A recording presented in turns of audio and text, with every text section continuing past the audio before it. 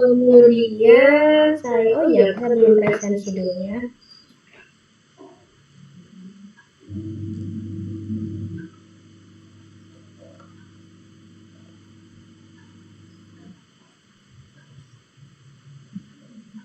Kalian kelas apa ya? Kelas pengolahan data sudah kuis ya?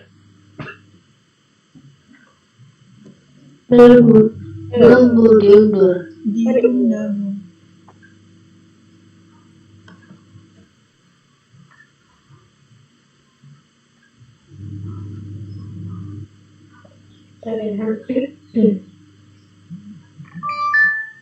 Kuisnya CPM berapa ya pengolahan data? CPMK 2 kalau nggak salah. CPMK 2 aja kan ya?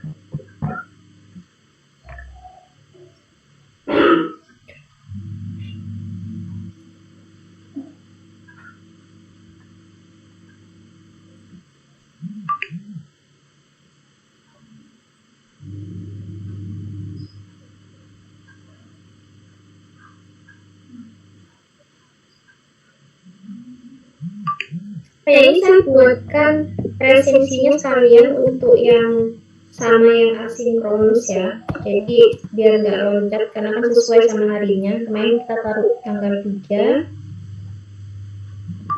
jadi kalian presensi 2 kali aja.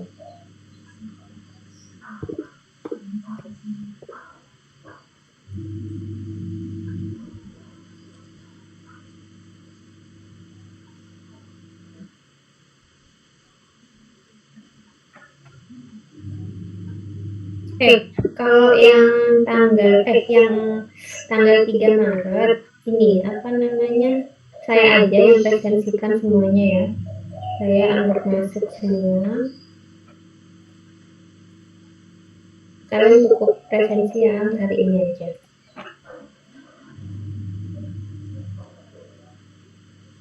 Tapi kita punya putaran juga 1 kali ya.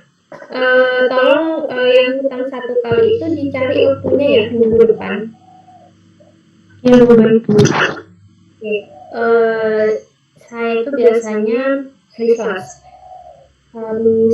Senin ya. Senin itu cuma jam 11 ya, tapi saya ada bimbingan dari jam 9, jadi jam 7 itu bisa. Ini Selasa, Rabu. Hari ini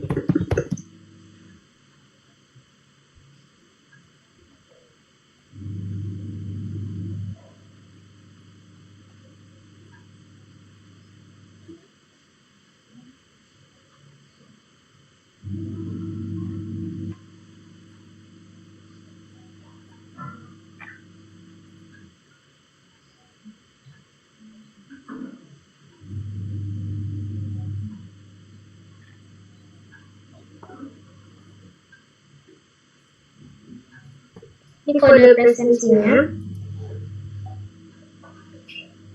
Apa namanya, kemungkinan minggu depan ya kita kuis trik ya minggu depan, jadi kita selesaikan dulu materinya sampai heteroskedastisitas ya. Minggu depan berarti ada 3 kali pertemuan, 1 kali ganti, 1 kali tes, dan 1 kali materi ya. Jadi minta tolong pentingnya carikan ya pengganti. Nanti kalau untuk tesnya kayaknya enak offline kan ya, jadi offline-nya ya hari Kamis ya, Kamis aja kita kuisnya ya. Jadi Rabu masih materi, Kamis kita kuis. Nah, untuk penggantinya itu kapan itu, Senin apa Selasa atau Jumat tuh boleh. Sesuaikan sama jadwal saya ya. Ya sudah, saya lanjutkan untuk materi hari ini. Jadi kalau kalian lihat di buku ya, kalau misalkan di buku, saya masuk dari asumsi regresi dulu ya. Kalau pada regresi linear berganda itu variabel x-nya kan lebih dari satu variabel ya, sehingga memungkinkan terjadinya korelasi yang tinggi antar variabel tersebut. Misalkan ini untuk regresi berganda ya.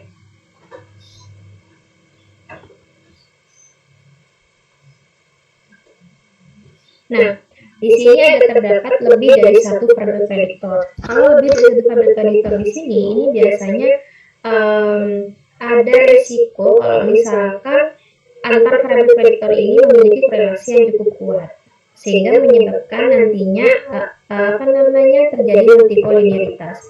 Tapi penyebab terjadinya multikolinearitas itu bukan hanya karena korelasi yang cukup kuat antar variabel prediktor ini, tetapi juga karena disebabkan oleh, misalnya ya, kalau kemarin sudah pernah kita bahas, kalau dalam teori ekonomi kadangkala pada saat hukum ekonominya atau teori ekonomi misalkan tandanya positif.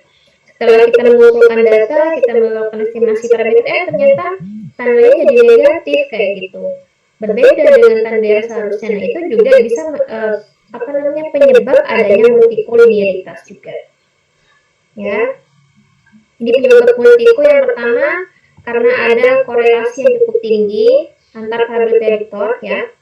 Ingat, korelasi yang tinggi. Jadi meskipun ada korelasi tapi korelasi yang tidak tinggi ya, itu belum tentu ada multiko ya. Jadi biasanya korelasinya yang cukup tinggi antar variabel prediktor ini menyebabkan adanya multiko. Yang kedua biasanya karena adanya perbedaan tanda dari yang dari pernyataan aslinya atau teori aslinya dengan hasil estimasi terdapat perbedaan tanda ya, sehingga itu juga salah satu penyebab adanya multiko. Kemudian yang ketiga itu biasanya penyebabnya adalah kadangkala R-square-nya cukup tinggi ya. R-square ini kan ini ya kriteria kebaikan model pada model regresi ya. R-square tinggi, tetapi ada variabel prediktor yang tidak signifikan kayak gitu. Bahkan variabel prediktornya mungkin semuanya tidak signifikan. Nah, itu juga penyebab adanya multiko kayak gitu. Jadi tidak sesuai ya. Oh, R-square-nya tinggi nih, bagus nih modelnya, tetapi ada variabel yang nggak signifikan kayak gitu. Bahkan mungkin semuanya yang nggak signifikan. Nah, itu juga penyebab adanya multiko. Selain kalau cara mengeceknya bisa menggunakan VIF kayak gitu ya. Jadi ini adalah penyebabnya ya. Ini adalah penyebab terjadinya multiko. Indikasi kalau misalkan terjadi hal seperti ini bisa saja menyebabkan multiko, tetapi belum tentu juga ya. Makanya kita perlu mengecek dulu. Apakah benar ada multiko atau tidak. Caranya gimana mengecek multiko? Biasanya yang paling sering kan kalian menggunakan nilai VIF ya. Nilai VIF yang bagaimana? Biasanya yang menunjukkan multiko 10 dari 10 lebih dari 10. Biasanya dia menunjukkan adanya multiko pada model tersebut. Nah, ini cara mengeceknya. Nah, ini kalau multikolinearitas ya pada regresi linear berganda.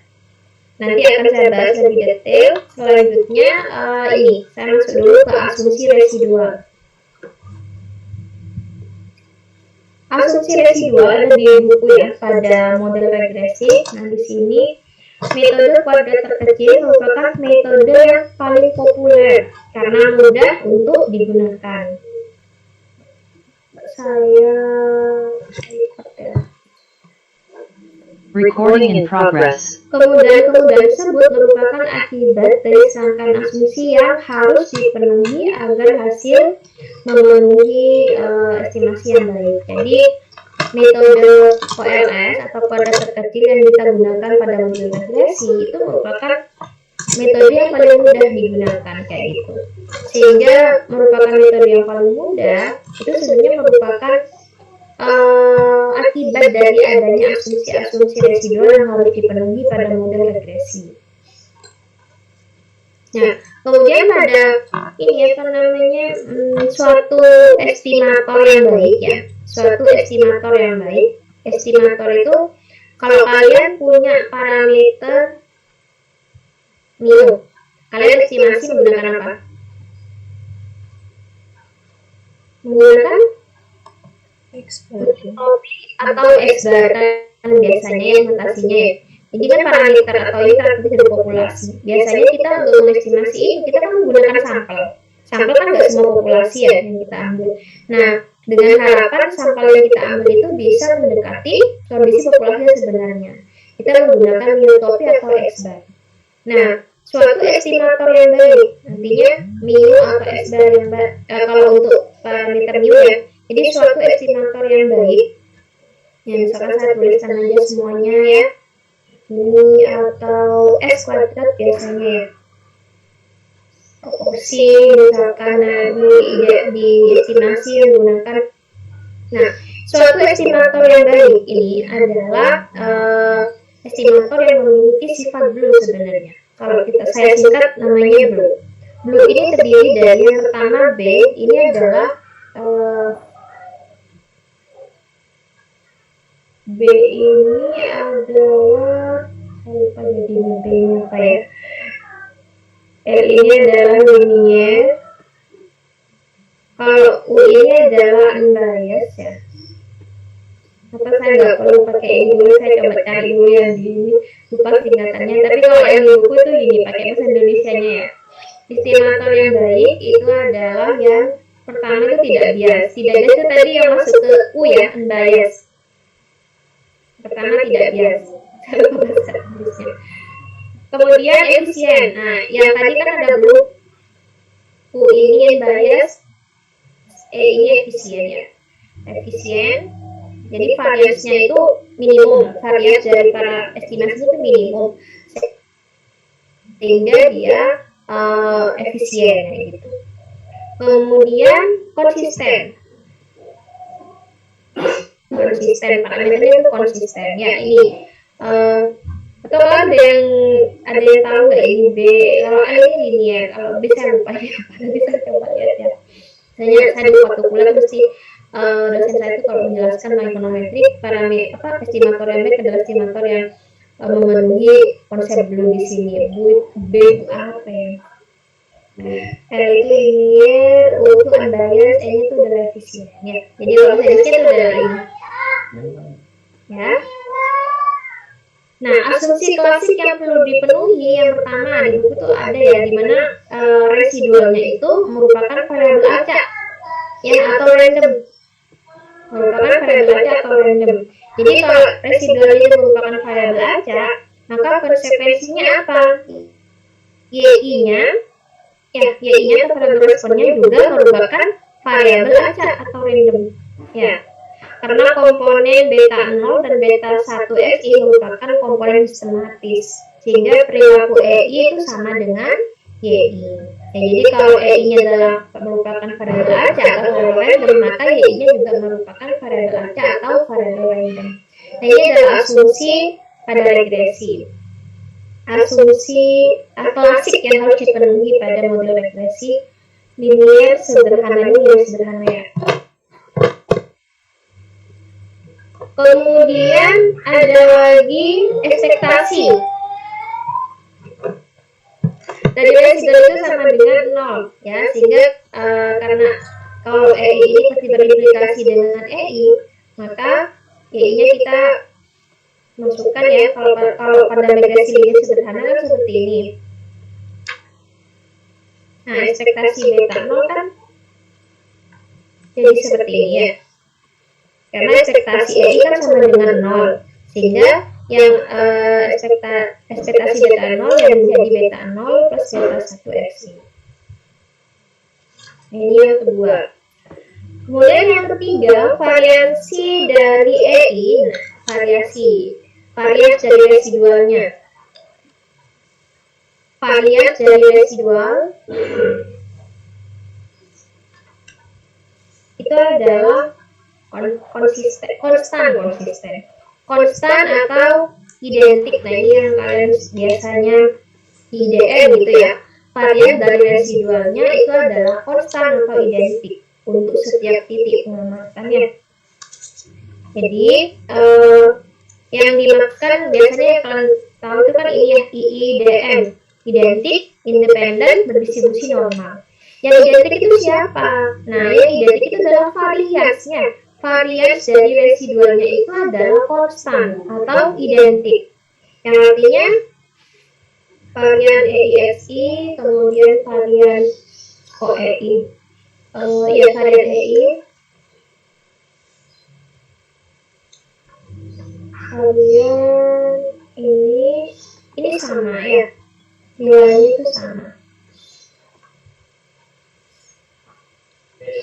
Sama dengan sigma kuadrat. Jadi nilai dari varian residual yang pertama, 2 sampai yang terakhir itu dia bernilai sigma kuadrat sama. Nah, kondisi pada saat varians dari residual itu sama untuk setiap titik pengamatan itu adalah yang dimaksud kondisi homoskedastisitas. Oke.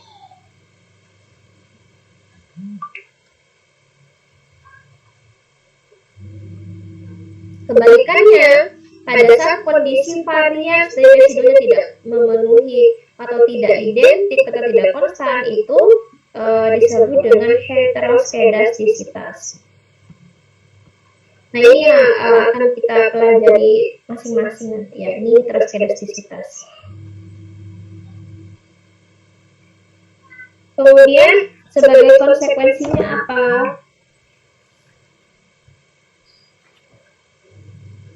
Konsekuensinya nanti adalah di situ ada tulisannya ya. Dari varian CI sampai varian YI itu nanti sama dengan sigma kuadrat juga. Ya. Kemudian yang keempat, EI atau residualnya berdistribusi normal ya. Ini distribusi normal. Berdistribusi normal. Dan kita bisa menggunakan formula Smirnov ataupun kemudian chi-square kayak gitu untuk mendapatkan apakah residualnya berdistribusi normal atau tidak. Kalau EI berdistribusi normal ya, maka akibatnya sama tadi EI-nya juga akan berdistribusi normal kayak gitu. Ya, distribusi normalnya yaitu dengan min 0 dan variansnya adalah sigma kuadrat. Ya. Jadi sehingga ini responnya juga dia akan berdistribusi normal dengan normal standar ya, yaitu min-nya 0 dan variansnya sigma kuadrat. Kalau ada pertanyaan langsung aja ditanyakan ya.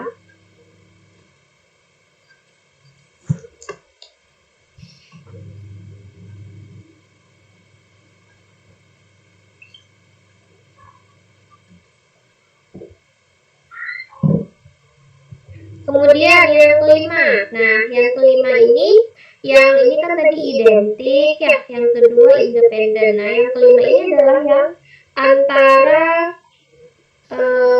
EI dengan EJ itu adalah saling bebas, artinya dia independen ya, saling bebas atau kita sebut biasanya adalah independen.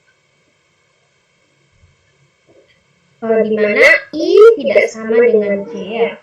Artinya pengamatan yang ke I dengan yang ke J itu adalah saling bebas. Bukan pengamatan yang residualnya. Atau tidak terdapat kondisi antara setiap EI dengan setiap EJ yang saling bebas atau independen itu adalah kondisi yang namanya tidak terdapat autokorelasi. Tidak terdapat autokorelasi. Berarti kalau pada saat EI dengan EJ tidak saling bebas atau dia tidak independen, maka terjadi kasus autokorelasi. Ini ada, kalau kalian ingat di metode peramalan ya, kan di situ ada ACF ya, auto correlation function, itu kan sama sebenarnya konsepnya dengan ini. Jadi kalau misalkan dilihat tidak terdapat autokorelasi, berarti residual yang satu dengan yang lainnya berarti saling bebas. Tapi kalau terdapat autokorelasi berarti ada hubungan antara EI dengan EJ yang lain kayak gitu. Kemudian yang keenam, variabel penjelas atau variabel prediktor X ya. Ini merupakan variabel tetap fix variabel ya. Dan bukan merupakan variabel acak. Sehingga variabel untuk residualnya yang merupakan ini kan variabel acak tadi ya, sedangkan atau random, sehingga y-nya kan juga merupakan variabel acak atau variabel random. Tapi x-nya merupakan fix variabel atau variabel tetap ya. Sehingga sehingga residual dengan x ya, dengan x ini hubungannya adalah saling bebas ya. Karena kan berbeda ya, yang satunya adalah fix variabel, residual dengan y adalah variabel random, sehingga x dengan residualnya ini adalah saling bebas atau tidak terdapat hubungan.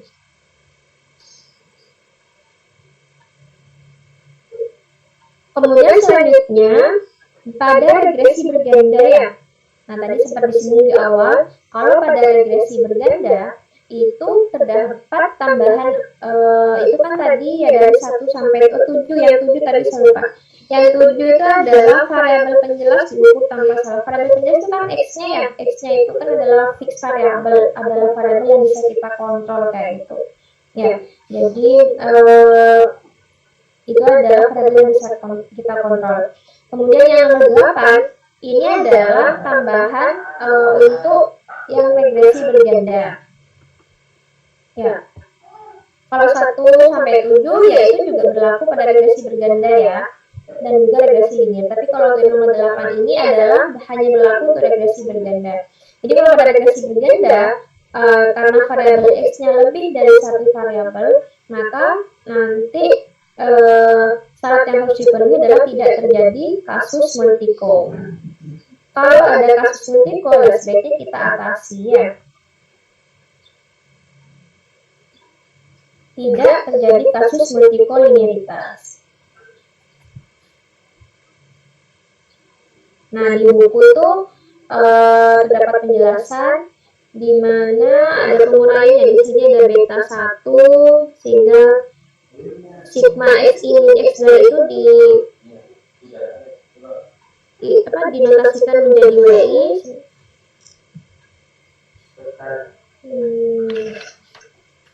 Kalian bisa lihat di buku. Saya coba uraikan aja ya. Jadi kalau yang di buku itu untuk membuktikan bahwa parameter estimasi beta 1 yang ada topinya ya, itu merupakan estimator yang tidak bias bagi parameter beta, itu bisa dibuktikan dengan penurunan rumus seperti berikut ini ya. Jadi beta 1 itu kan rumusnya seperti ini ya.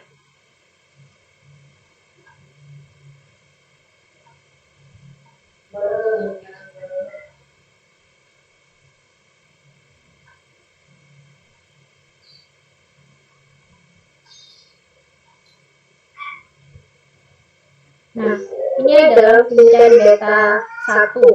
Kemudian ini diuraikan ya, sehingga menjadi yang di buku. Kalau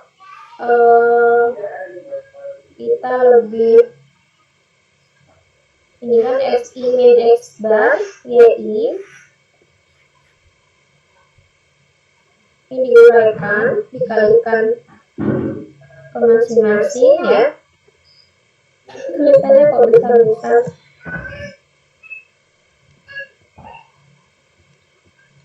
Nah, seperti ini.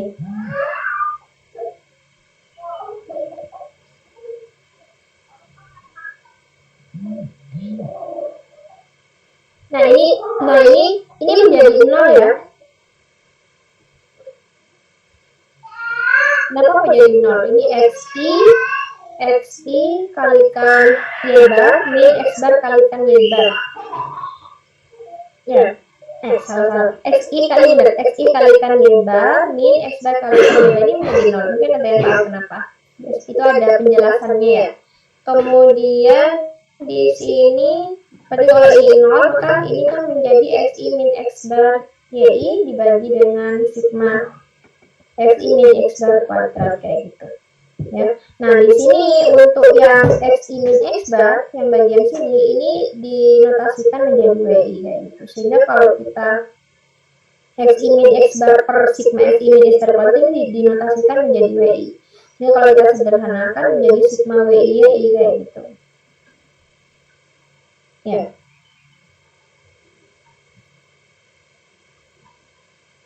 Nah, sehingga untuk sigma WI, nah ini kan sigma WI YI ya, sama dengan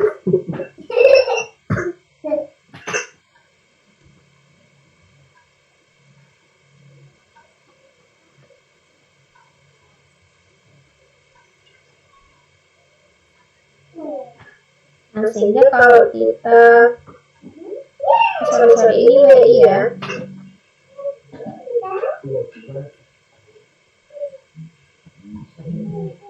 Ini WI seperti ini.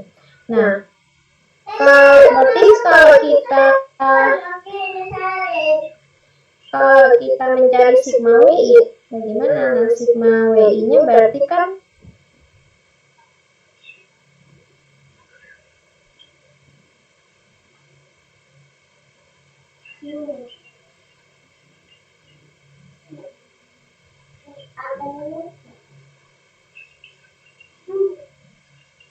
XI min X bar per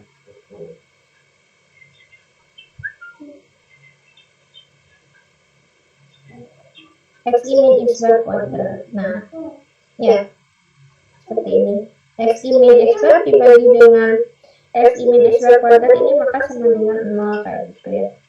Nah, hal ini yang ingin ditunjukkan bahwa beta 1 estimasi beta 1 ini ya, ini merupakan estimator yang tidak bias bagi beta 1 ya.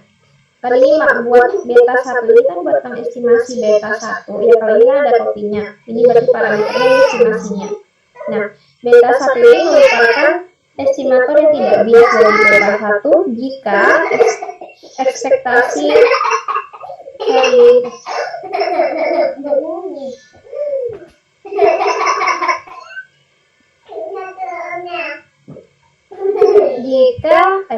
jika ekspektasi beta 1 sama dengan beta 1. Seperti itu. Nah, di buku itu sudah dijelaskan, jadi nanti kalian bisa pelajari di situ ada penguraiannya lengkap ya. Di sini juga pada saat kita tadi kan sudah saya jelaskan kalau misalkan ekspektasi beta 1 sama dengan beta 1, maka ini menunjukkan bahwa estimator beta 1 ini merupakan estimator yang tidak bias bagi beta 1. Nah, untuk menunjukkan ini bagaimana, nah itu ada di halaman 68 ya di buku, yaitu penguraiannya sampai mendapatkan estimasi ekspektasi beta 1 ini sama dengan beta 1. Itu ada ya di buku ya. Jadi kalian bisa mempelajarinya di situ. Nah, jadi kalau misalkan beta 1 di sini merupakan estimasi yang tidak bias bagi beta 1 ini ya. Jadi ini bacaannya. Ini kan estimator ya, atau kita mengestimasi dari beta 1. Jadi pada saat beta 1 ini merupakan estimator yang tidak bias bagi beta 1 ya, maka asumsi untuk ekspektasi EI sama dengan 0, asumsi kedua tadi ya, dan X yang merupakan variabel tetap itu diperlukan untuk itu. X yang merupakan fix variabel itu diperlukan. Jadi kedua hal ini diperlukan pada untuk mendapatkan estimator beta 1 ini merupakan estimator yang tidak bias bagi beta 1. Ya, di situ ada penjelasan juga di halaman 69 pada saat varian beta 1 ya. Nah, di situ menunjukkan nih varian beta 1 kalau kita uraikan dia akan menjadi sigma kuadrat kan ya terakhirnya ya. Ini menunjukkan bahwa varian dari beta 1 ini juga menunjukkan apa tadi? Identik dia ya, asumsi ketujuh ya. Asumsi ketujuh ya. Oh, varian ya, asumsi ke-6 ya harusnya. Ya. Sorry.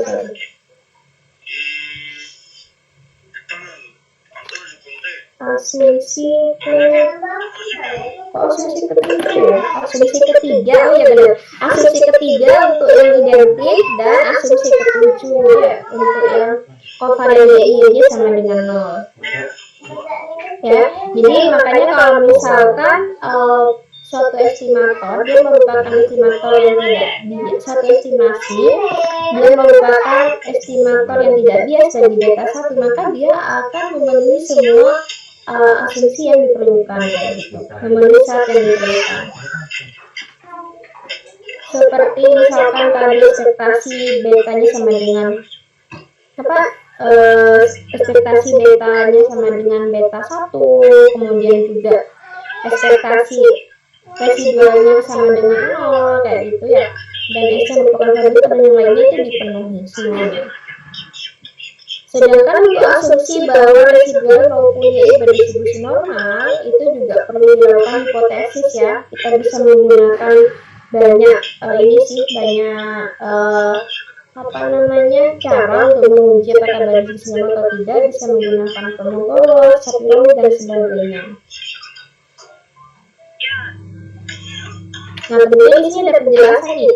Kalau misalkan asumsi distribusi normal tidak terpenuhi, maka pengujian parameter regresi dengan menggunakan statistik T itu tidak valid. Nah, kalian kan biasanya menggunakan statistik T untuk melihat estimasi parameter secara individu atau pasien itu kan melihatnya menggunakan statistik T ya karena masing-masing. Nah, kalau misalkan residualnya tidak memenuhi asumsi distribusi normal, maka pengujian tersebut tidak valid kayak gitu.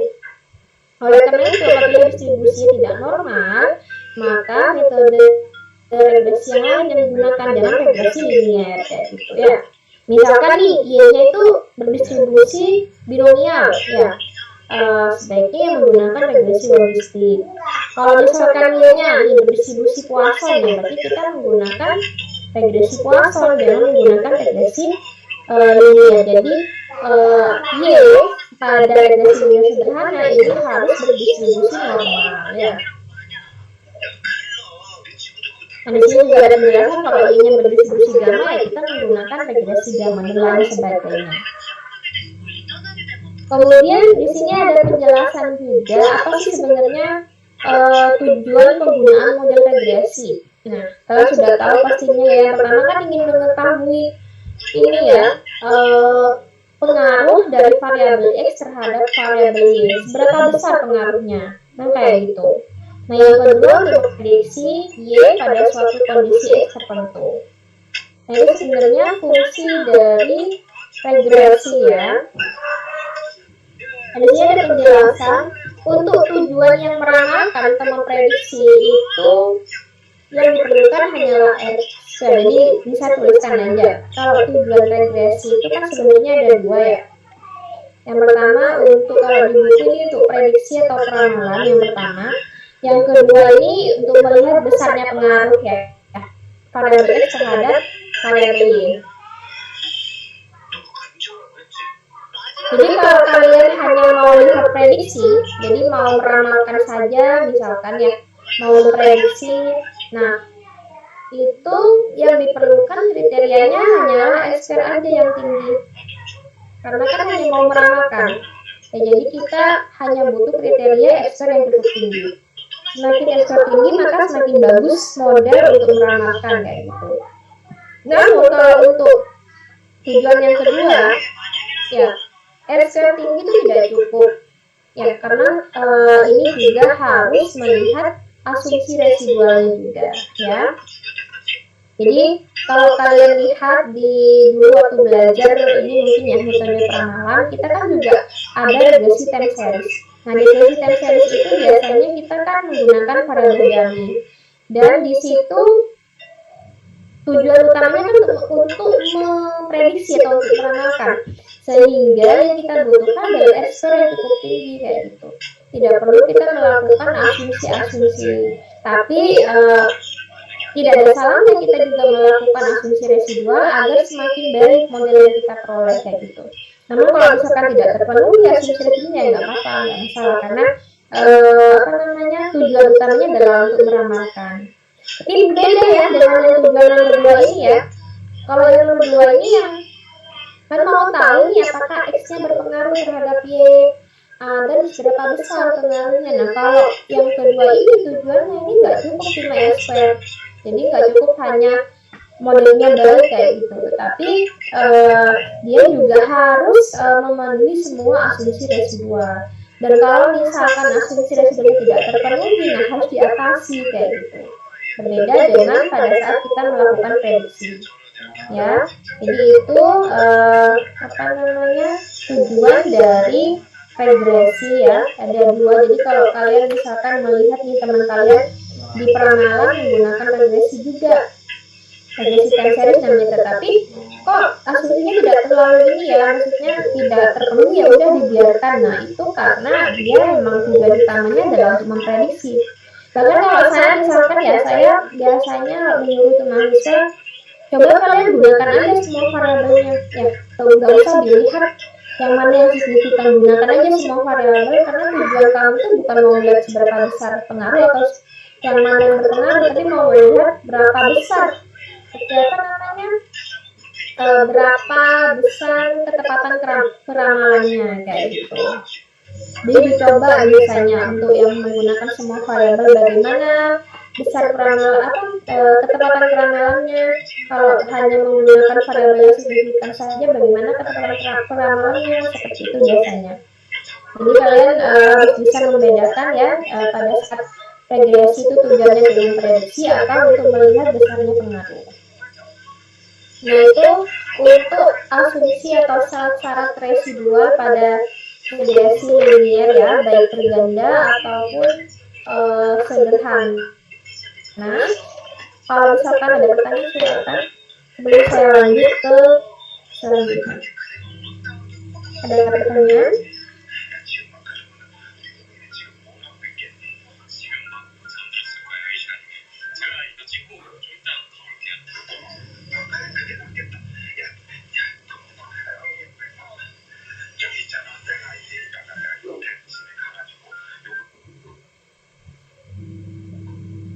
Silakan kalau ada pertanyaan.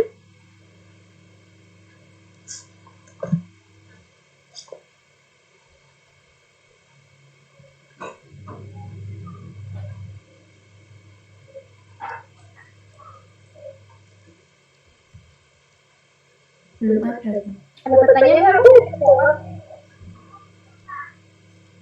Belum ada. Ada? Belum ada. Oke, kalau belum ada,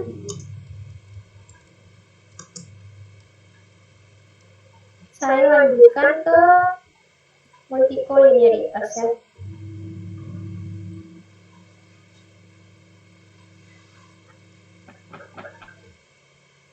Ini materi dari Bu Endah tentang multikolinearitas. Ya. Jadi tadi sempat saya singgung di awal, jadi kalau regresi berganda itu ada tambahan syarat ya, selain syarat-syarat yang dijelaskan sebelumnya, yaitu tidak boleh terdapat kasus multikolinearitas pada model regresi linier berganda kayak gitu. Nah, multikolinearitas di sini adalah terjadinya korelasi linier ya, yang tinggi ya, ingat ini perlu kalian pahami yang tinggi, karena pernah nih ada yang bertanya, Bu, ini variabel prediktornya ada korelasi kayak gitu. Berarti ini double typo ya, padahal korelasinya itu tidak tinggi kayak gitu. Mungkin p-value-nya memang signifikan, tapi kalau kita lihat dari nilai korelasi Pearsonnya ya itu mungkin hanya 0, berapa kayak gitu, nggak lebih dari 0,5, hanya 0,2 kalau nggak salah. Nah, kalau kayak gitu nah perlu dicek kembali apakah dia benar-benar double typo atau tidak gitu. Karena di sini multiple itu adalah korelasi linear yang tinggi kayak gitu ya, di antara variabel-variabel penjelas atau explanatory. Karena variabel pada regresi linear kan lebih dari satu, nggak cuma satu kayak gitu. Kemudian pada model ekonometrika itu sering terjadi masalah multiple. Kenapa? Ya, karena pada dasarnya variabel-variabel ekonomi itu kan saling terkait ya, saling berhubungan. Nah, selain itu pada beberapa kasus digunakan model distribusi lab. Distribusi lab ini loh, kayak model time series di mana itu dipengaruhi oleh data sebelumnya kayak gitu. Nah, itu biasanya kan ini ya terdapat apa sih namanya, korelasi yang tinggi antara variabel yang satu dengan variabel yang lain, sehingga memicu adanya kasus multikolinialitas kayak gitu.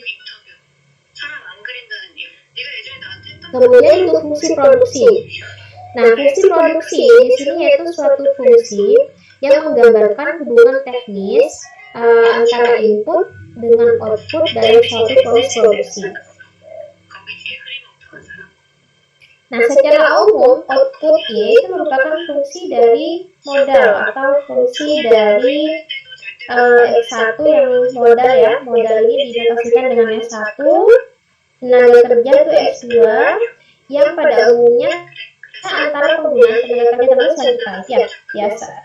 Pada umumnya kan modal dengan tenaga kerja ini kan saling terkait kayak gitu, saling berhubungan kayak gitu. Artinya dalam sebuah produksi bila modal yang digunakan itu besar, maka tenaga kerja yang dibutuhkan kan juga besar, ya nggak? Maka di sini kan ada hubungan antara X-nya ini, antara modal dengan tenaga kerja. Nah, adanya korelasi antara X1 modal dan X2 ini akan menyebabkan terjadinya masalah multikolinialitas kayak gitu. Nah, ini contoh kasus pada ekonomi yang menyebabkan kasus multiple ya, di mana X1 dan X2-nya itu terdapat hubungan sehingga menyebabkan adanya multikolinialitas.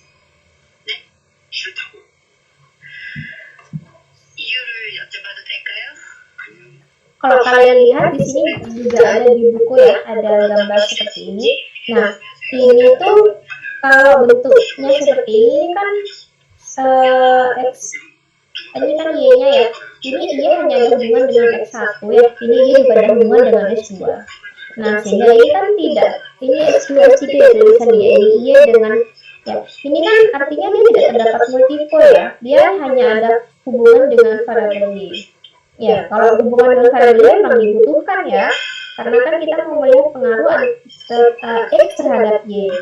Nah, tapi kalau yang di sini juga kan lihat nih di sini X2 dengan X3-nya dia terdapat ini kan ya, apa ini namanya? Ini artinya ada di situ, ini sini kecil ya. Y X2 dengan S3 yang beririsan ya, beririsan.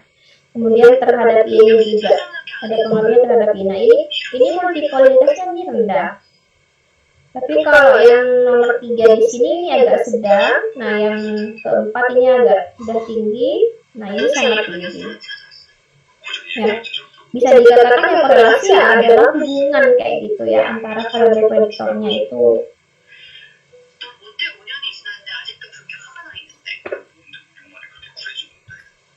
Ya, bisa dipahami gambar ini?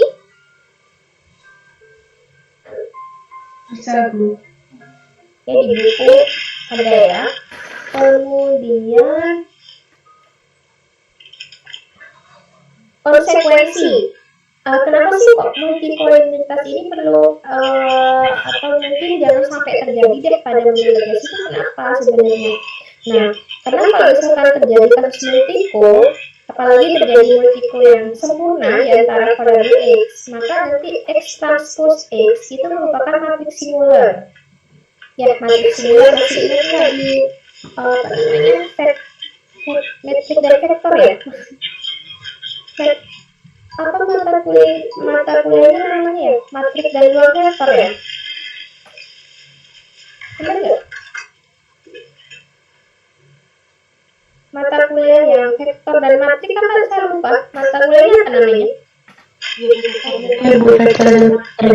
Vektor dan matrik ya. Dulu waktu saya kuliah itu matrik dan ruang vektor namanya. MRV. Jadi kayaknya lupa. Nah, itu udah belajar kan di situ yang definisi dari matrik singular yang bagaimana ya, atau matrik yang tidak berpangkat penuh kayak gitu. Jadi kalau ada kasus multiple itu nanti akan menyebabkan X transpositifnya itu adalah matrik singular. Akibatnya kalau X transpositif itu diinverskan, itu tidak akan mendapatkan hasil kayak gitu ya, tidak dapat ditentukan secara ini, tapi tidak ada hasilnya nanti, tidak ada penyelesaiannya kayak gitu. Itu kalau kita mengestimasi parameter beta, ya kita kan mengestimasi parameter beta ya kalau dalam regresi. Nah, itu tidak akan diperoleh secara limit, artinya tidak terdapat penyelesaian kayak gitu ya. Tidak dapat diperoleh secara limit.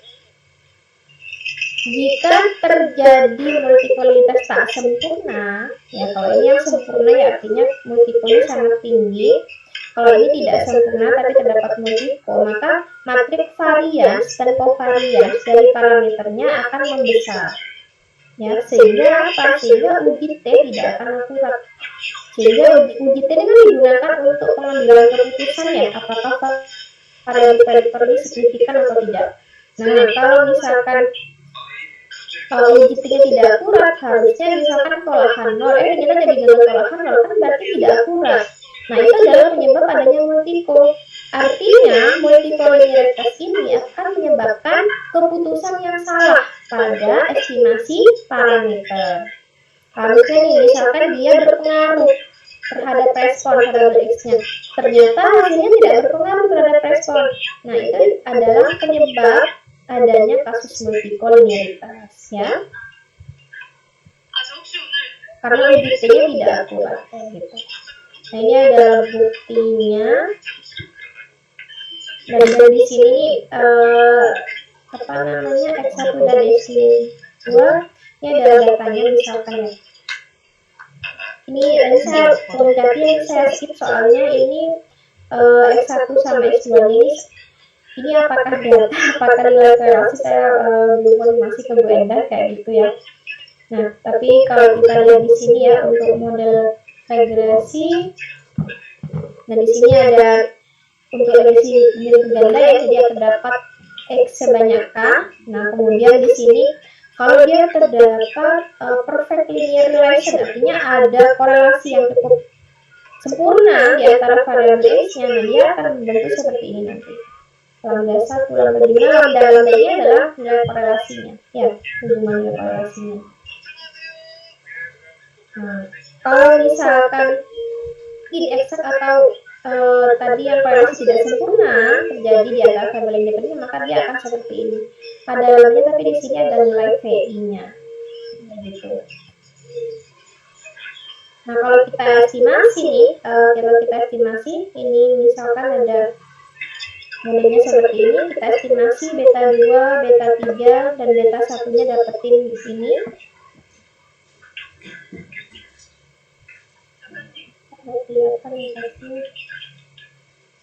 Nah, jadi multikolinialitasnya dan beta 3-nya adalah ini ya. Tadi yang pertama kan beta 2, beta 3, ini beta 1.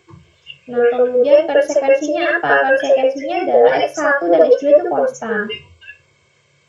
Ya, X1 dan X2 konstan memang ya. X1 itu adalah konstan ya, maaf. Ini bentar. X1 konstanta, X2 dan X3 adalah explanatory variable.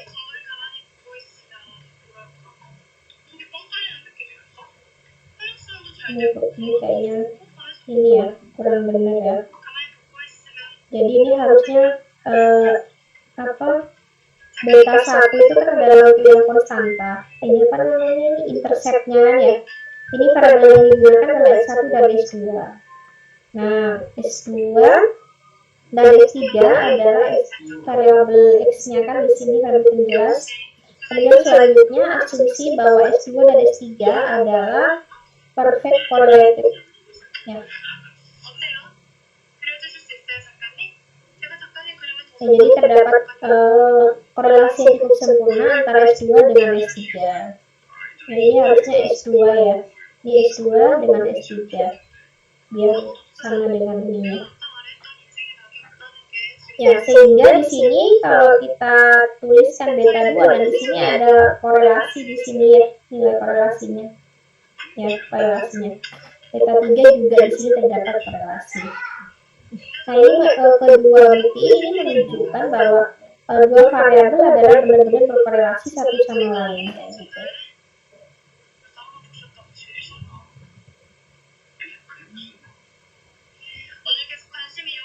Nah, ini kalau misalkan kita menggunakan suatu data ya, contoh numeriknya kita masukkan, ini datanya ada S1 S2 ya, ini kita cari S1 S2 nya S1 kuadrat ya, ini X2 kuadrat hasilnya seperti ini ya, ini dua ini ya, kalau dihitung X1 kuadrat dikalikan sigma X2 kuadrat ya, jadi seperti ini. Nah, ini kalau itu nilainya adalah 0 nah gitu. Nah, itu yang menunjukkan bahwa terdapat korelasi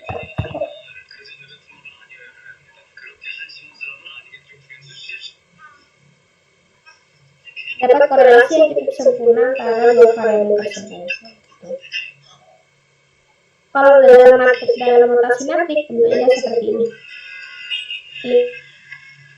Ini kan parameternya ya, ada intercept, ada beta 2 sama beta 3. Nah, ini untuk variabel X-nya, X transpose X ya. Tadinya adalah untuk X transpose Y. Nah, kalau kita menggunakan aturan Freitas, maka ini akan ditulis seperti ini.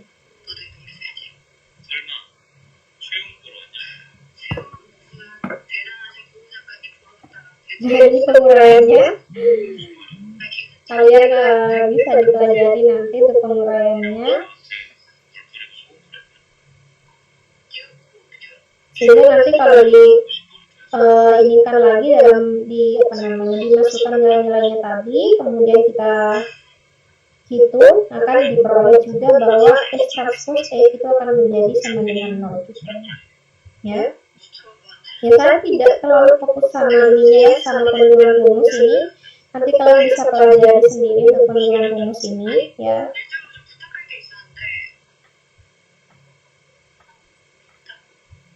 Nanti kalian bisa pelajari untuk penurunan rumus, tapi ini adalah untuk membuktikan bahwa misalkan X transpose X itu adalah sama dengan 0, yang menunjukkan di sini terdapat kasus multikolinialitas karena adanya korelasi yang cukup tinggi antar variabel prediktor seperti itu. Ya, ini juga lanjutan yang tadi ya, beta topinya kita kan estimasi beta. Ini kan rumusnya gini, S transpose X inverse S transpose Y biasanya kan ya. Nah, kalau ini dalam bentuk matriks seperti ini, X transpose X inverse itu adalah matriks simular ya. Matriks simular sehingga terjadi kasus karena adanya kasus multiple kayak gitu, sehingga akibatnya apa, X transpose X-nya itu adalah sama dengan 0, sehingga beta topi itu tidak dapat diestimasi. Makanya tadi pada saat kalau adanya kasus multiple, maka nanti tidak akan menghasilkan nilai beta secara unik kan di depan ya. Tidak dapat diperoleh secara unik kan beta topinya ya. Beta topinya tidak dapat diperoleh secara unik karena matriks simularnya itu adalah karena X transpose X-nya itu merupakan matriks simular kalau ada kasus multiple kayak gitu. Nah, sehingga yaitu tadi estimasi beta topinya tidak akan dapat diestimasi, tidak dapat menghasilkan Ya, makanya kenapa kalau kita harus benar-benar concern terhadap kasus multiko ini pada analisis regresi linear berganda. Ya, kita kan maunya mengestimasi beta, tapi kalau ada kasus multiko ya tidak bisa mengestimasi beta kayak gitu. Atau kalau misalkan beta pakai minitab, mungkin muncul nih beta topinya, nah tetapi hasil yang diperoleh itu tidak valid kayak gitu, tidak akurat. Ya, karena uji T yang digunakan sudah tidak akurat. Nah itu ya untuk implikasi adanya kasus multiko.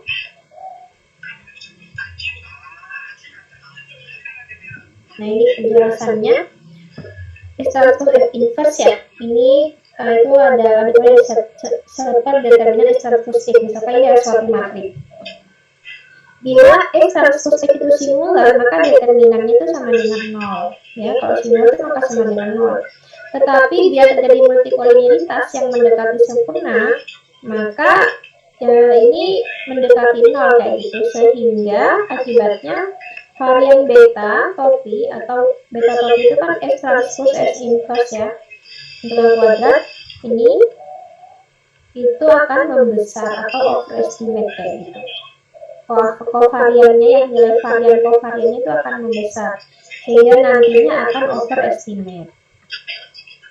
Artinya kalau varians dari koefisien regresi membesar, nah variansnya ya, kalau kalian ingat misalkan di regresi itu kan kalau di minitab ya, itu kan ada nilai koefisien ya yang muncul biasanya, terus nilai apa adanya kalau standar error bacanya ya, standar error, kemudian ada nilai T, kemudian ada nilai T value biasanya di output minitab. Nah, standar error itu sebenarnya adalah dari nilai varians di sini.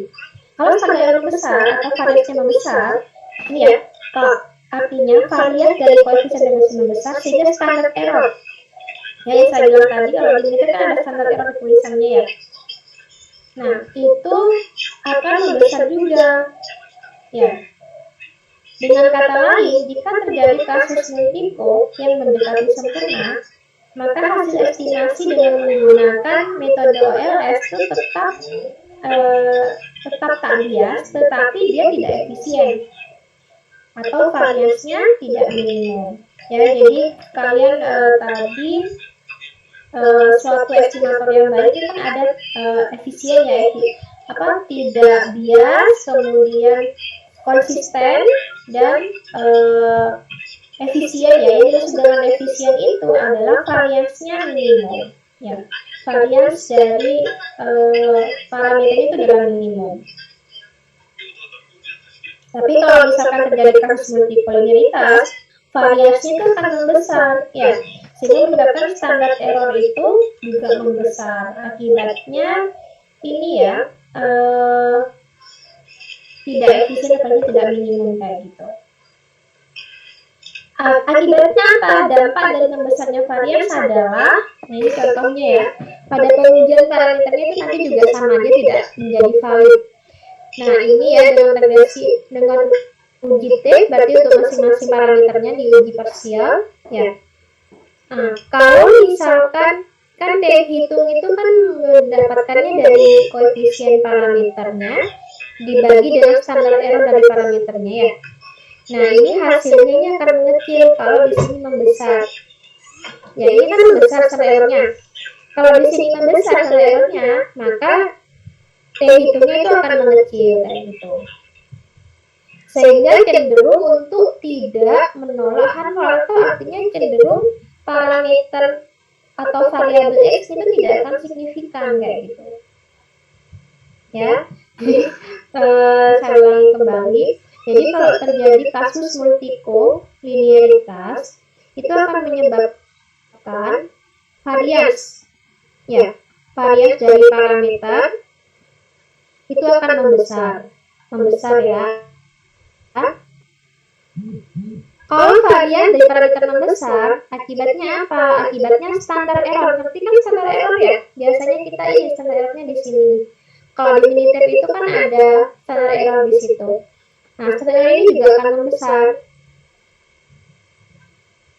Akibatnya apa? Kalau standar error membesar, kalau standar error membesar, statistik uji T-nya nanti akan mengecil kayak gitu. Kenapa? Karena kan buat menghitung nilai T hitung itu kan butuh standar error di sini. Sehingga kalau di sini membesar, nah T hitungnya ini akan mengecil. Akibatnya akan membuat keputusan itu cenderung tidak gagal tolahan 0. Ya, cenderung gagal tolahan 0 atau artinya nanti variabel X-nya itu cenderung tidak signifikan kayak gitu. Ya. Nah, ini adalah akibat adanya kasus multikolinialitas. Sampai sini bisa dipahami nggak penjelasan saya? Jadi memang multikol ini memang lebih detail banget ya. Lebih detail sekali. Kita membahas tentang masalah, tentang akibat, tentang penyebab kayak gitu ya. Silakan kalau ada yang belum dipahami bisa ditanyakan. Silakan.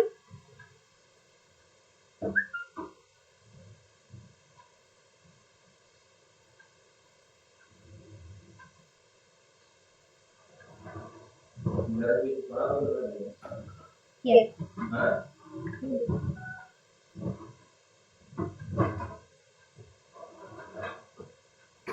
Bagaimana? Bisa dipahami nggak? Ada pertanyaan? Silakan. Nggak ada pertanyaan sama sekali ini.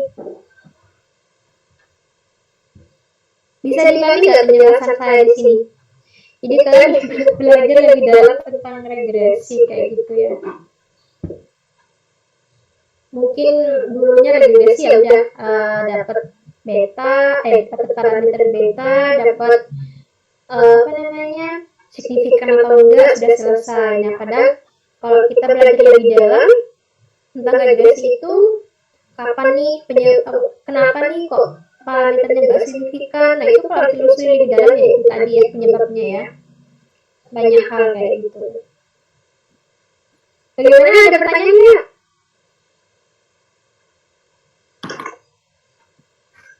Nggak ada yang jawab. Ada pertanyaan nggak?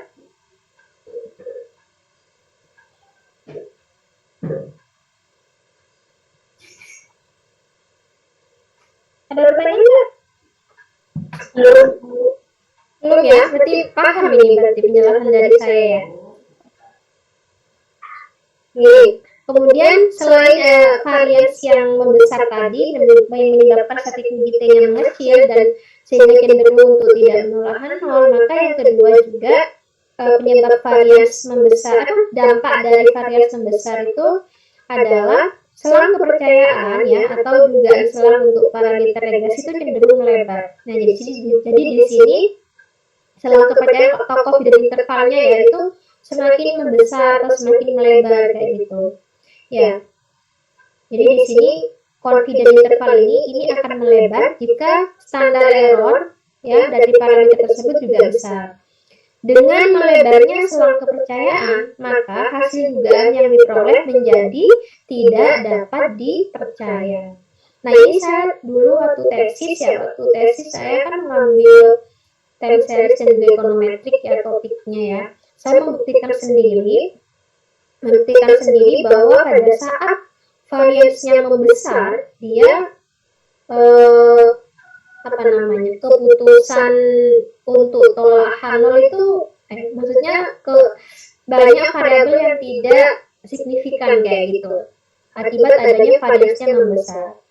Ya, saya membuktikan sendiri waktu itu saya sampai membuat ilustrasinya yang membuat gambar. Jadi waktu tesis saya itu saya menggunakan data time series dan di situ saya menggunakan metode GSTAR namanya Generalized Spacetime Autoregressive, di mana di situ ada variabelnya itu lebih dari satu variabel ya, sehingga memungkinkan adanya multikolinialitas ya. Nah, di situ saya membuktikan pada saat menggunakan metode estimasi adalah OLS atau least square jumlah kode terkecil, itu akan menyebabkan variasinya membesar. Sehingga kalau variasinya membesar, standar error yang dihasilkan itu juga membesar juga. Akibatnya banyak parameter yang tidak signifikan kayak gitu. Nah, di situ saya menanggulangi ya atau menggunakan metode estimasi lainnya untuk mengatasi itu, yaitu namanya GLS. GLS ini adalah generalized lisper, itu ada di chronometric ya. Jadi dengan menggunakan GLS, variasi membesar ini dapat diatasi kayak gitu ya. Sehingga parameter yang signifikan itu lebih banyak daripada pada saat kita menggunakan OLS. Dan juga bisa dibuktikan tuh pada di nilai standar error itu lebih kecil kayak gitu pada saat kalian menggunakan GLS. Dan makanya ya ini ya, kalau S2 itu mungkin lebih fun lagi untuk topik-topik tesis namanya ya. Jadi kita lebih membuktikan kayak gitu. Dan saya membuktikan sendiri kalau misalkan memang variasinya membesar, maka nanti keputusan untuk menolak hamil itu lebih sedikit ya. Artinya banyak parameter yang tidak signifikan gitu. Dan di sini juga ada dampak lainnya lagi ya, dengan melebarnya selang kepercayaan, maka hasil dugaan yang diperoleh itu menjadi tidak dapat dipercaya ya. Seperti itu. Kemudian terjadinya kontradiksi antara hasil pengujian hipotesis parameter regresi secara serentak melalui statistik UGF dengan hasil pengujian parameter regresi secara individu melalui statistik UGT. Nah, kalian nanti bisa melihat juga nih pada saat adanya multikolinialitas, pada saat kalian menguji secara serentak itu p-value atau F-nya mungkin lebih besar daripada F-tabel, yang artinya tolak H0 ya, artinya semua model modelnya ini berpengaruh signifikan ya, variabelnya berpengaruh signifikan terhadap model, terdapat minimum satu variabel yang berpengaruh signifikan terhadap model kan kayak gitu. Nah ternyata pada saat kalian melakukan pengujian secara parsial atau secara individu, nah ternyata malah tidak terdapat yang signifikan atau mungkin hanya beberapa aja yang signifikan. Itu terjadi kontradiksi ya artinya. Kemudian yang kedua, pada pengujian secara serentak, ya kalau misalkan pada pengujian secara serentak diputuskan untuk tolak H0, yang berarti minimal itu ya tadi ya, yang berarti minimal ada satu parameter yang signifikan. Tetapi ternyata pada saat pengujian secara individu ternyata tidak satupun parameter yang signifikan itu yang tadi ya. Kontradiksi itu penjelasannya adalah ini. Bukan itu saja, dampak yang sangat serius dari adanya multiple itu adalah dapat merubah tanda dari koefisien regresi. Nah itu tadi ya, di awal saya tadi menjelaskan kalau misalkan tanda-tanda adanya multikolinialitas itu tadi ya, tanda pada koefisien regresi itu berubah dari yang seharusnya ya.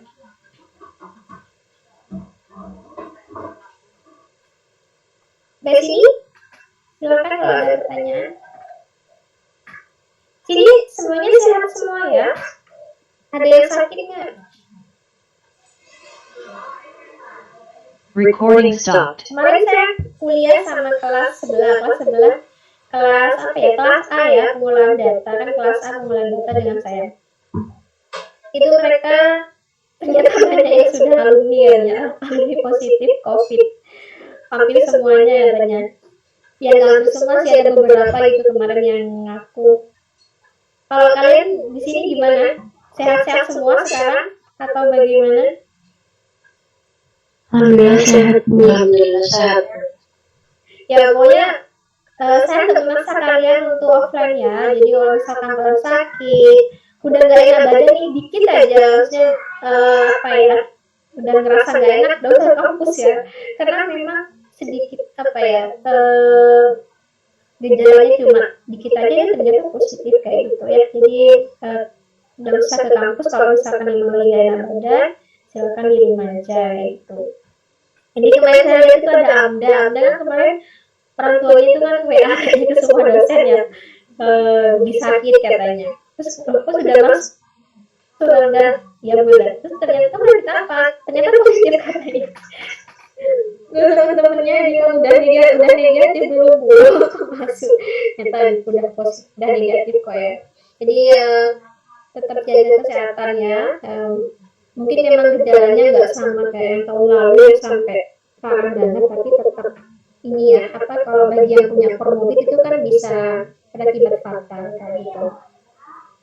Jadi saya sebenarnya kuliah itu juga agak-agak takut ya, karena kalau saya kuliah itu kalau nggak jalan misalkan ke kalian, liatin kalian apa yang dikerjakan itu nggak enak juga sih yang di depan, tapi saya juga takut yang mau menyampar kalian kayak gitu. Apalagi pas banyak, kemarin aja 2021 tuh sampai 20-an. Saya khawatir sebenarnya gimana, tapi mereka semangat gitu mau kuliah kan. Tapi ya udah, yang makanya kalau misalkan sakit dasar kampus itu aja, yang ke kampus itu yang benar-benar sehat kayak gitu ya. Kita lanjutkan lagi kalau nggak ada pertanyaan. Nah, kemudian bagaimana sih cara mendeteksi adanya multikolinialitas? Nah, tadi di awal sempat saya jelaskan nih, kalau misalkan di dalam model itu diperoleh SQ yang cukup tinggi, misalkan lebih dari 0,7. Tadi di awal sempat saya jelaskan, SQ-nya tinggi nih, lebih dari 0,7, tetapi sedikit sekali atau bahkan tidak satupun parameter yang signifikan bila diuji secara individual menggunakan statistik uji T. Ya, nah itu adalah indikasi adanya kasus multiko ya. Ya, jadi SQ-nya cukup tinggi, ternyata cuma satu yang signifikan, padahal kan ada 4 nih yang digunakan. Tapi cuma pada prediktornya, tapi cuma satu yang signifikan. Nah itu perlu dicurigai nih, jangan-jangan ada kasus multiko kayak gitu. Atau bahkan nggak ada yang signifikan satupun. Nah ini malah aneh banget kan ya. Nah itu adalah salah satu indikasi adanya kasus multikolinialitas. Kemudian yang kedua, di sini bila diperoleh koefisien korelasi sederhana yang tinggi di antara sepasang-sepasang variabel ekstranatori. Nah korelasinya cukup tinggi ya. Misalkan ada 4 nih, S1, S2, S3, S4, S1 sampai 2, korelasinya cukup tinggi. S3, S4 begitu juga sangat tinggi. Nah itu indikasi adanya multiko juga.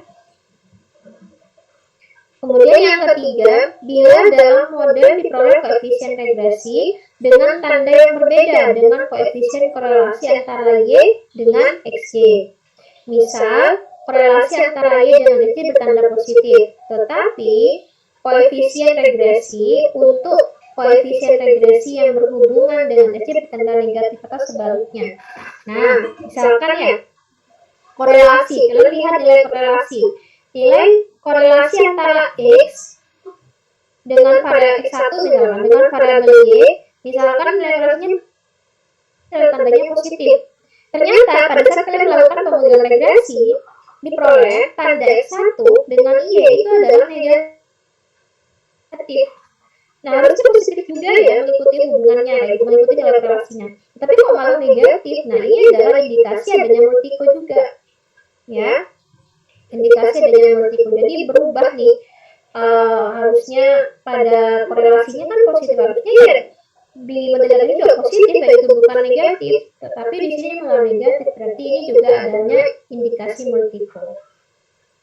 Nah, yang paling sering kalian gunakan kan ini ya, PF-nya di atas nilai 10. Nah, itu yang paling jelas kayak itu ya. Kalau PF-nya di atas 10, nah berarti itu ada kasus multikolinialitas kayak gitu. Ya, bisa dipahami cara mendeteksi multiko?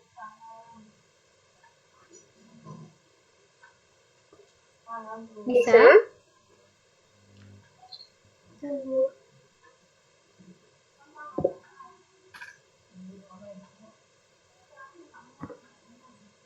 Nah, ini kan kita tadi belajar ini ya, bagaimana mendeteksi adanya kasus multiko, terus bagaimana dampak adanya multikolinialitas, kita sudah mempelajari itu. Dan sekarang bagaimana sih cara mengatasi jika terdapat kasus multiko? Nah, untuk mengatasinya, kita lihat dulu di sini ada banyak ya. Di sini ada informasi sebelumnya atau a priori. Nah, di sini misalkan nih informasi sebelumnya itu memang menyatakan bahwa bahwa variabel prediktor tersebut memiliki hubungan yang cukup tinggi kayak gitu. Nah, ya sebaiknya kalau sudah tahu seperti itu ya kita jangan menggunakan variabel tersebut kayak gitu ya. Nah, sebaiknya kita hindari variabel tersebut. digunakan secara bersamaan kayak gitu ya. Kalau misalkan dari informasi sebelumnya terdapat korelasi yang cukup tinggi antara keduanya. Yang kedua, kita menggabungkan data cross section dengan data time series. Nah, ini yang dimaksud dengan data panel. Nah, tingkat kalian banyak nih menggunakan regresi data panel. Mereka itu menggabungkan data cross section atau data pada regresi, misalkan yang itu digabungkan dengan data time series. Atau disebut dengan data panel. Itu namanya regresi data panel. Terus yang ketiga, kita mengeluarkan satu variabel atau lebih dan kesalahan spesifikasi. Artinya, coba kalian keluarkan satu persatu variabel yang p-value-nya cukup tinggi kayak gitu. Itu kita bisa gunakan metode pemilihan metode terbaik seperti metode stepwise, metode backward, metode the subset kayak gitu. Nah, itu bisa digunakan untuk mengatasi adanya kasus multipolinitas. Karena konsep dari metode tersebut kan dia mengeluarkan satu persatu variabel yang tidak berpengaruh terhadap model kayak gitu. Selain itu kita bisa melakukan transformasi variabelnya. Nah, kita bisa melakukan transformasi variabelnya, bisa transformasi len dan sebagainya. Selain itu juga bisa kita melakukan penambahan data baru. Nah, yang paling sering kita biasanya melakukan prinsipal compound regression ya. Jadi kita melakukan regresi komponen utama untuk mengatasi adanya kasus multiple. Ada juga regresi Rich. Nah, di sini ada nih regresi kuadrat terkecil parsial PLS. Kalian juga bisa menggunakan regresi PLS. Regresi dengan pendekatan bias atau dengan regresi kontinum kayak gitu. Nah, banyak hal sekali yang bisa kita lakukan kalau memang terjadi kasus multikolinearitas. Tapi ini nggak semuanya kita pelajari ya di ekonometrik ya, hanya beberapa saja kita pelajari, misalkan ini ya, ataupun yang PLS. Karena kalau dipelajari semua nanti waktunya nggak cukup satu semester gitu. Oke, ada pertanyaan sampai sini?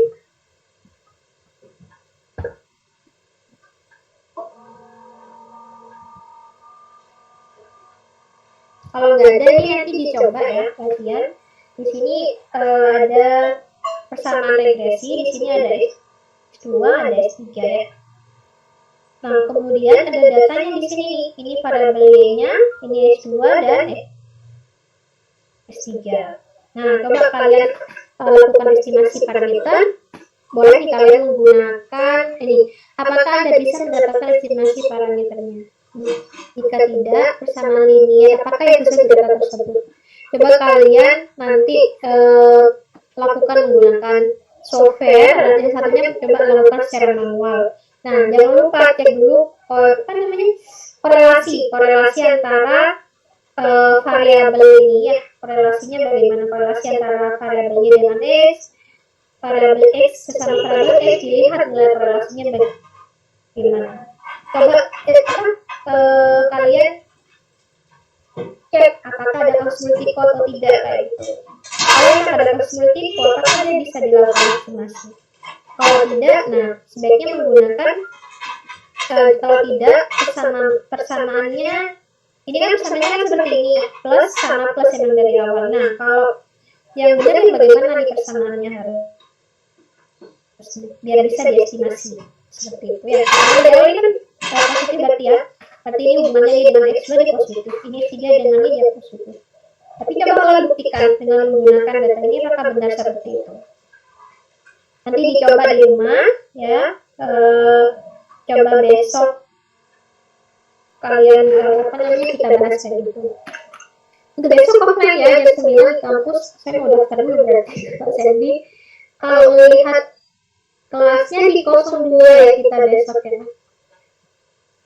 02 ada komputer di situ kan ya. Oke, waktunya masih ada, masih tinggal 15 menitan ya. Recording Jadi saya akhiri saja sampai sini. Semoga apa yang saya jelaskan tadi bisa dipahami ya. Nanti saya share aja recordingnya biar kalian bisa pelajari lagi beserta PPT-nya ya, saya lampirkan di Classroom. Untuk yang PPT regressi linear sederhana kemarin sudah saya lampirkan, tinggal yang niat yang regressi berganda ya saya belum, semoga segera saya buatkan. Terima kasih banyak untuk hari ini, semoga semuanya sehat. Assalamualaikum warahmatullahi wabarakatuh. Waalaikumsalam warahmatullahi wabarakatuh.